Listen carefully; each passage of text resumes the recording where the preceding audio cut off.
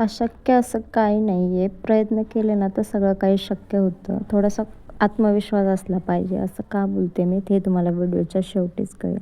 तर माझी सकाळची सगळी कामं इथे आटपलेली होती. फक्त दुपारच्या जेवणाचंच बाकी काम होतं. म्हणून पहिलं सगळं किचन वगैरे स्वच्छ करून घेतलं आणि मग दुपारच्या जेवणाला सुरुवात केली. तर फक्त भात बनवायचा होता म्हणून म्हटलं बरेच दिवस झालं मसूरचा भात काय बनवला नव्हता. तर म्हटलं चला हीच रेसिपी आज तुमच्यासोबत शेअर करूया. मस्तपैकी कांदा टोमॅटो कापून घेतला. जिरं मोहरीची फोडणी दिली आणि कांदा टोमॅटो मस्तपैकी परतवायचा.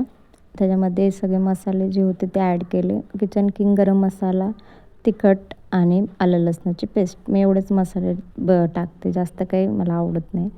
आणि मग मस्त ह्याच्यामध्ये स्वच्छ धुतलेला तांदूळ ॲड केला. मसूर भिजवलेले होते ते पण ॲड करून घेतले. आवश्यकतेनुसार पाणी टाकायचं, मीठ टाकायचं आणि छानपैकी असं 3 शिट्ट्यामध्ये भात रेडी होतो.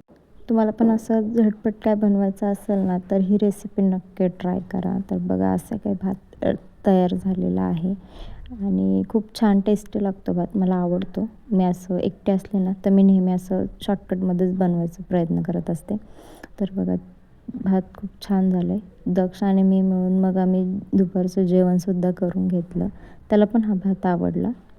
बऱ्याच दिवसापासून चिकूला फ्रॉक शिवायचा होता, तर म्हटलं ते पण काम आज पूर्ण करून टाकूया.